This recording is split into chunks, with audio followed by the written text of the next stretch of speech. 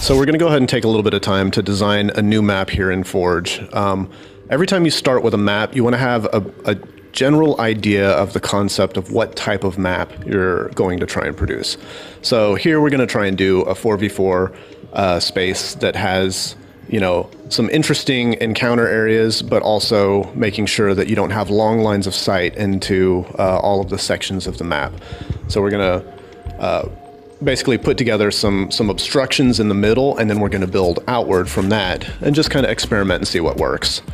So I'm going to start with buildings because we have a few pieces here that are just kind of some predefined areas that are large in scale and give you some separation from certain areas. So we're looking at triple room.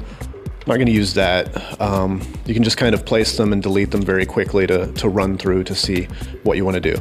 So we'll start with this three-way tower here.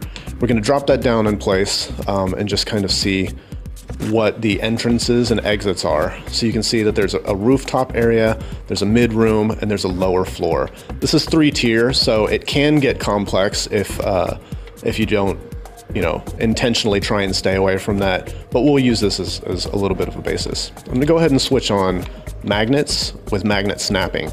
This is a great way for you to just kind of be able to throw pieces together and have them oriented and snapped without having to do too much work. And rotation snapping, we'll put that on 90 degrees so that whenever we place objects, we can actually just kind of reorient them fairly quickly.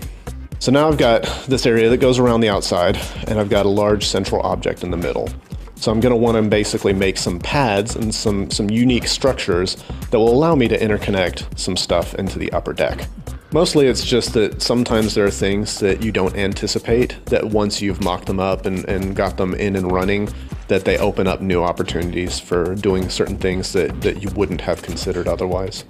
So a lot of times it's just best to start building something and then get in and play with it and imagine what you would do in certain spaces when you're actually just actively playing it. You can plan something out on paper, but a lot of times until you have it in, you just don't know what it's going to end up like. You want to try and build the framework of the level before you start working on too many detail elements. Like, we're going to definitely need a lot more line of sight blockers. We're going to definitely need a lot of cover, but you want your path to be set up first so that you don't have to worry about moving around a lot of your cover pieces while you're building it if you change your mind on a certain concept.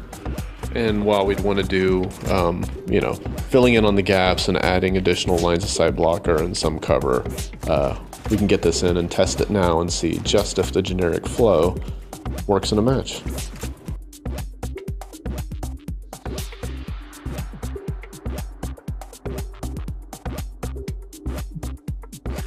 As you can see, the initial spawn happened. I picked up the saw. I'm going to run over here, and it looks like it's a saw v saw battle.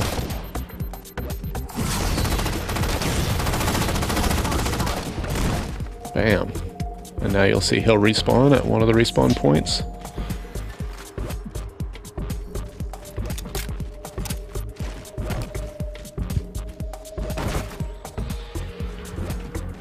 Taking that man cannon, worked out. As you can see, the big line of sight blockers prevent, you know, just getting hit from all directions at all times.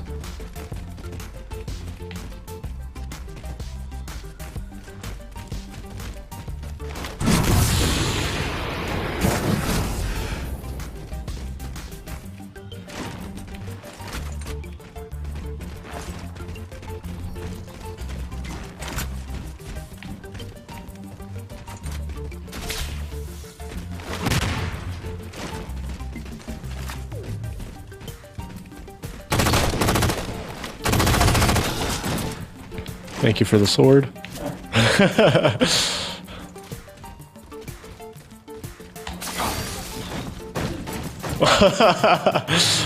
There definitely needs to be a pass done to remove a lot of the hang-ups, make sure that these points you won't strafe out of and fall out. So putting railings on the outsides, I think that, you know, in general, this stuff would need to be developed, have more pads and routes that go off of there.